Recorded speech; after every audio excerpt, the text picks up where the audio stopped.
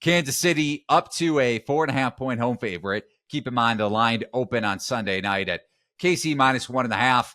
Total between 44, 45.5 as it opened at 47.5. And we touched on the weather from the get-go on this show. 8 degrees is looking like the projection for the temperature. Wind chill projected at -14 degrees with 17 mile per hour winds. Good luck to you, Mo. The Dolphins. Good luck to Miami. But to preface, I am betting on the Dolphins.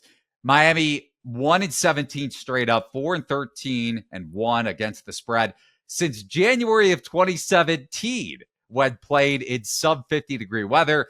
I smirk at that trend just because this is a completely different Dolphins team, and I get the narrative around Tua.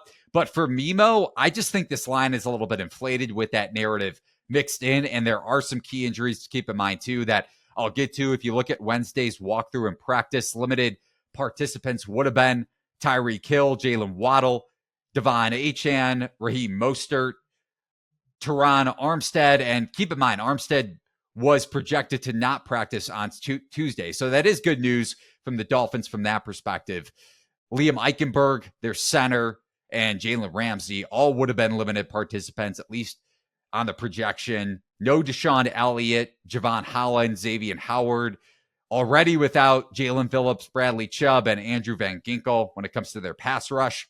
But the reason why I like Miami above the key number of 3 and inching above 4, Mo, is you look at this Chiefs run defense, bottom 10 in the NFL when it comes to DVOA and EPA per carry allowed. And they also struggled when it came to limiting opposing rushing attacks and explosive carries. And Miami has the most explosive rushes in the NFL, 8th best run block win rate. And that's key if you get Armstead and Eichenberg on the field. Also, you go back to that week 9 game where Miami lost by 7. I know Kansas City was up 21-zip at half, but Mostert 7 yards a carry. So I do think there is something to the Dolphins being able to run the ball. And that also plays into Tua's hands, even though he's going to be in cold conditions, which is not in his favor, to say the least.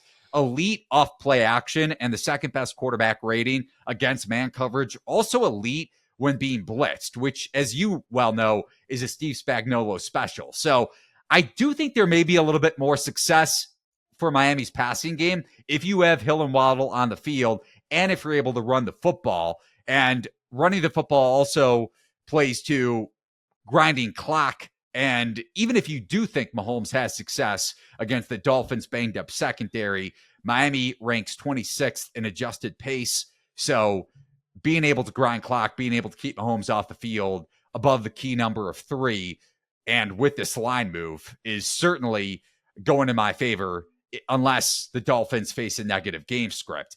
But with that said, with this Dolphins defense banged up, I don't think you're going to see Miami being able, or Kansas City being able to pull away offensively. Chiefs, as you well know too, number 11 offensively in EPA per play, league high 44 drops, also league average in red zone efficiency. Mahomes also much more efficient against zone defenses, which is notable just because the Chiefs' explosiveness when it comes to their wide receivers and even Travis Kelce at this point in his career, not as explosive against man coverage, and Mahomes also not as efficient like I touched on against man coverage. So I like Miami with this line move. I'm not saying I would have bet the Dolphins at +1.5 or even +3, but at 4.5, Mo, it was a bet for me. You're going to be at this game. So how are you playing it or betting it? I know we were touching on the total a bit in our discussion earlier in the week, but anything for you? Probably not, but maybe some props. Not major markets, I don't think. Yeah, interesting line movement. A lot of Chiefs love for sure. I believe this touched 5 a lot of places in the past 24 to 36 hours, something like that. Coming back down to 4.5. I don't share your optimism for the Dolphins. Practice reports, I think, were pretty poor. I think when you lose your entire secondary, especially on a short week here, I'm struggling to imagine these guys coming back. Especially like Javon Holland is really important. He's really good. The Chiefs very healthy other than tackle, but I think when you look at these Miami pass rushers, which is this unit is just threadbare at this point. These guys they're running out. I mean, this is an all-star pass rushing group from 2017.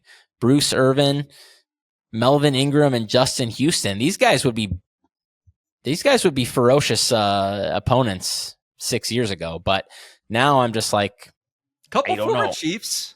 Yeah, for sure. Yeah, Ingram and Houston. Houston was a great Chief, man. Ingram did his part. You know, I thought he was a solid addition and would have been happy if he came back to the Chiefs. But definitely his best days are behind him. And I just struggle to imagine these guys really getting a lot of heat on Mahomes. And if they can't, which overpowering these tackles has been one of the main ways to get to Mahomes this year, then I think he's probably going to have some success against this Miami secondary, which is also threadbare. I feel for Dolphins fans at this point with how many injuries this team has racked up. It's been pretty amazing. If Andy Reid can't win this game, then he's probably washed because the Chiefs are the better team and they're at home and the Dolphins have lost a lot of pieces. Tua in the cold, I was looking this up. This is ugly. 5 coldest games in his career, 0-5, 5 touchdowns, 7 picks. I wish the Dolphins good luck with that because I don't know that it's going to go well. Also, I think the Chiefs are going to have some success in the screen game. I was looking up some of the tackling stuff. Really poor on the Dolphins' end, and that's with their starters. They've been one of the worst tackling teams in the NFL this year. Rashee Rice and Isaiah Pacheco, I guess, are probably the main 2 guys you would want to look for who might be able to take advantage of that. Yeah, but these are going to be just dump-offs pretty much. I mean, so that's why I was thinking maybe Rashee Rice over catches looked pretty good and Mahomes over completions. I think it's 23.5. Could see a lot of short stuff here trying to attack this zone. Fangio likes to play the too high stuff. He likes to back off and keep everything in front of him. So I think the Chiefs might try to do what they've been doing in the playoffs the last couple of years as teams try to keep everything in front of them. Try to essentially turn these guys into runners and see if they can make yards after the catch. So those might be some props to look for in this spot. I think Travis Kelce to score around plus 120 might be decent too. Taylor Swift on Peacock. You're definitely, so your point about the running is, I get it, but it's also like, I've seen this against the Chiefs for 6 years now, basically since Mahomes took over. Like so many poor run defenses, teams come in, they try to do it, it doesn't work. It just never, ever, ever works. But so my counter to you with that is this isn't the same Chiefs offense that can pull away. So I'm not saying Miami wins this game outright, but I actually kind of think to your point about Andy Reid, if the Chiefs don't win this game, Andy Reid is washed. I think the Dolphins have a coaching advantage with Mike McDaniel and Vic Fangio going up against Andy Reid and Matt Nagy. And Spagnuolo, just from the standpoint that if the Dolphins can control the script and run the ball, despite the narrative of Tua and cold weather, the matchups favor the Dolphins offensively.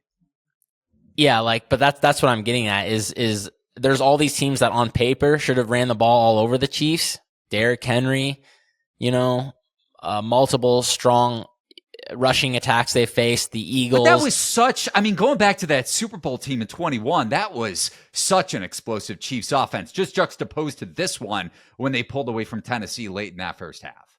Yeah, I'm just saying there's all these teams that should have been able to run the ball, and they really couldn't. So I'm just always skeptical when I see that at this point. But that being said, I mean, Achane is a hell of a weapon for sure. So we'll see how that goes for the Chiefs. But yeah, like you said, could be a live betting opportunity. Miami goes down, 10-3, whatever it is, late in the second. Maybe you just hit the Chiefs minus 6.5 or whatever it is at that point, because I struggle to imagine them having any success in this game if they're not running the ball well, because that's been a way to attack the Chiefs, and I'm always skeptical of that. But like I said, if he does find some creases, there's few guys you would be more scared of hitting a crease at this point than Achane. So, where other running backs might get 15 to 20, he might get 60. Also big with Mostert.